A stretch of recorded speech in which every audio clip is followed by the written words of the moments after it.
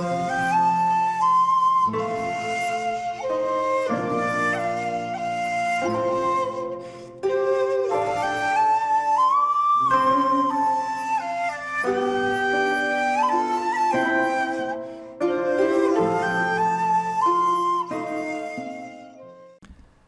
there, this is Solitary Ronan from Solitary Ronan Films, and welcome to another random review. Today's random review is Pastor Hall from 1940, written and directed by the Boulting Brothers, also edited by the Boulting Brothers, who also did Brighton Rock and lots of other British films of the period. This is based on a play which is loosely based on the life of Martin Niemöller, who was a pastor in Germany during the Nazis. This is released along with the Humphrey Bogart Columbia Volume 5 box set, and it's going to be overshadowed by that Humphrey Bogart box set, but it really shouldn't, because this is quite fantastic, and I would urge you to go and pick this up, because it's really surprising.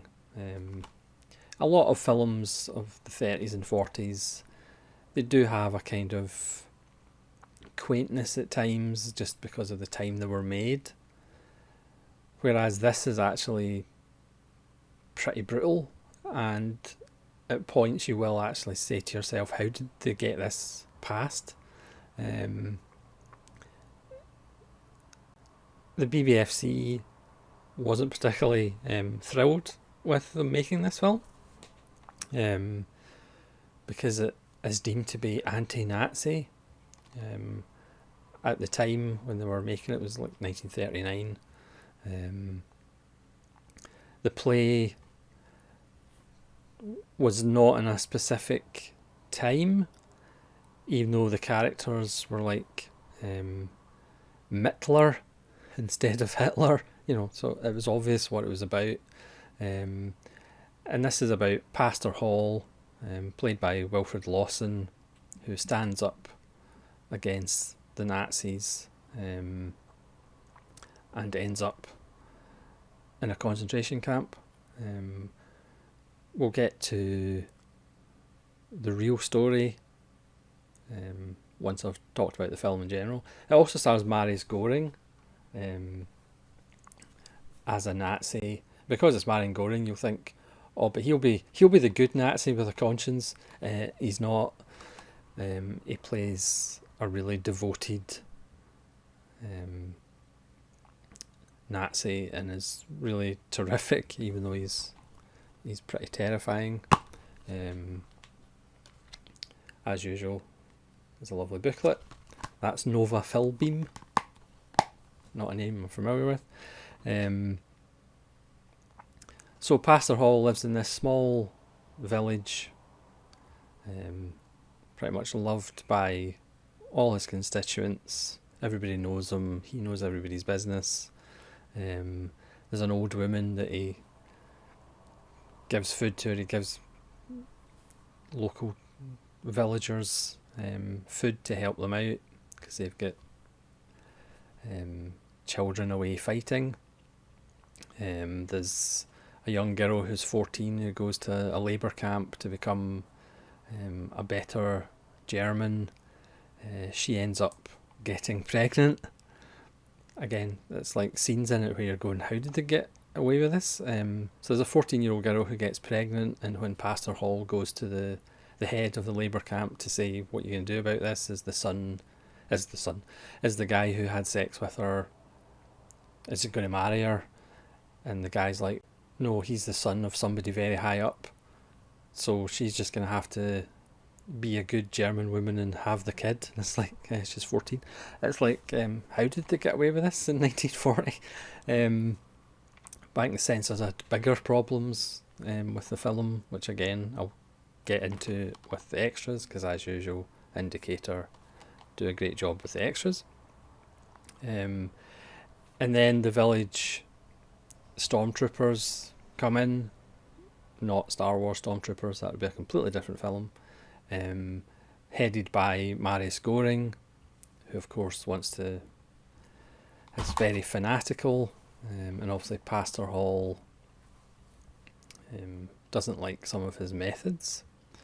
There's an old shopkeeper whose shop gets pretty much thrown out into the street, and Pastor Hall asks why. The shopkeeper says it's because my mother's mother was a Jew. There's posters up as people get, investigated and thrown out and start to get taken away as the stormtroopers kind of start throwing their weight around even more. And Pastor Hall is obviously against this, which is slightly different than the truth. The film does make him out as a complete paragon of good, who's anti the discrimination. He wants any race or creed, should have freedom, which isn't necessarily what the character in real life was about, but we'll get to that. And he has this air in the film of he's untouchable. What they're going to do to him. The female character, played by Nova Philbeam, is going to get married to a young soldier, but Marius Goring takes a shine to her, and he comes round to the Hall residence and has philosophical conversations with her father, Pastor Hall, but they're never going to see eye to eye, and Hall decides things have gotten too far, so he's going to start doing kind of anti-National Socialism material from his pulpit, and then that's finally the last straw, and he gets sent to the labour camp, concentration camp, where he is just badly treated the same way everybody else was. Again, it's a really small budget, but it's really effectively done. Even though the camp was probably a couple of sets, it's really shot very effectively and very well. There's a few English character actors that you'll recognise that are usually kind of jolly sidekicks, but here they're playing Nazis. There's pretty much no comic relief in this film whatsoever. Again, this is fairly brutal. Again, you will probably say to yourself in a couple of scenes, how did they get away with this? It's rated a 12 here in the UK, because again, there's actually some strong scenes in the film. It's really well done, and the ending of the film is pretty bleak as well, or it's inferred as being pretty bleak. It's just a really terrific film, and again, another indicator gem. I'd never heard of it before, but it's fantastic to see getting a really good release. And again, like I say at the start, it's going to get overshadowed by the Humphrey Bogart box set, but it really shouldn't, because it's certainly worth your time, because it's quite fantastic. Now we'll get to the extras. There's an interview with Ray Boulting from 1980, which is 96 minutes, which is the archival audio. Faith Beyond Borders is a 15-minute look at Martin Niemöller's real life, who's known as the pastor who defied the Nazis. Now, the thing about the slight differences in the film compared to Niemöller's real life, he was more against the Nazis for changing the church, because the Nazis started another Christian organisation that put kind of Hitler above God almost, and National Socialism above God, and that's what really rankled with Niemöller. and he was only interested in the Jews that were affected kind of in a loose kind of basis involved with the church rather than Jews and gypsies and outsiders and other people who were getting discriminated against and taken to camps. So that's a slight difference. He did support Hitler in the early days because, again, like lots of Germans, the way they were treated after World War One, so they wanted to see Germany back on its feet. So to some level, he agreed with Hitler at the start, as many Germans did. But then it was only when Hitler decided to change the church that Martin Niemöller actually said enough's enough. Whereas in the film he is kind of seen more as a paragon of just goodness and anti-discrimination of everything. But that wasn't necessarily... obviously it's based on a play, but it's kind of based on his life as well.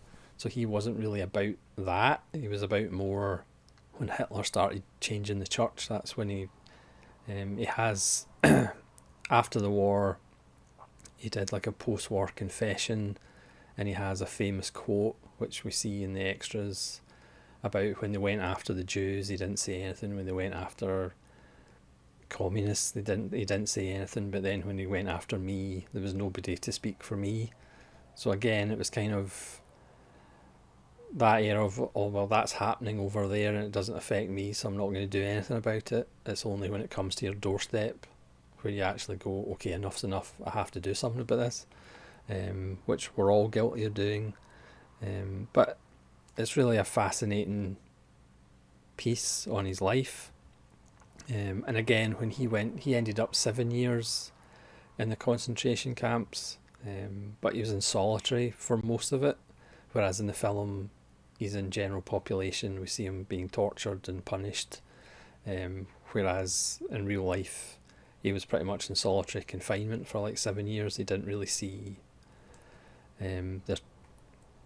well, he may have seen atrocities, but he was pretty much just in isolation for those 7 years before he got out.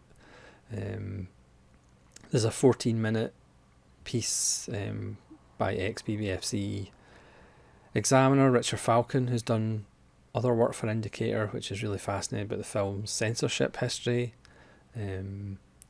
Because obviously at one point Hitler was seen as an ally to the British. There's the famous handshake with Chamberlain. There's a 1946 clip of 3 minutes of Niemöller speaking in Hamburg after the war about post-war German guilt.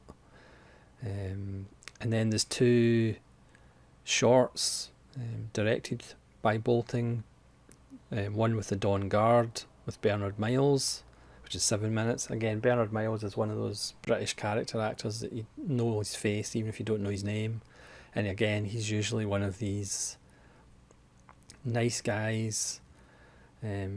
But here he's actually one of Pastor Hall's assistants in the church. But then he goes and becomes a Nazi to get a better job. And then he's actually in the camp. And he plays a pivotal role because, again, Pastor Hall sees him and thinks, I've got a friend, and of course that's not the case. Or is it? Then we have Minefield from 1944, which is 15 minutes, a documentary, strange enough, about the Minefield unit. There's an image gallery, and there's the usual booklet as I showed earlier. It's a fantastic release, a fantastic little film. Still sadly relevant, and again, don't sleep on it just because of Humphrey Bogart. I would go and pick it up because it is really a fascinating little film, and the backstory and the kind of history of the main character is just as fascinating. Plus you'll see Marius Goring as a scumbag, which you don't see as often. So that's Pastor Hall, another wonderful Indicator release. Please let me know if you've seen Pastor Hall and what you think of it, and hopefully you'll join me again for more random reviews. This is Solitary Ronin from Solitary Ronin Films saying farewell.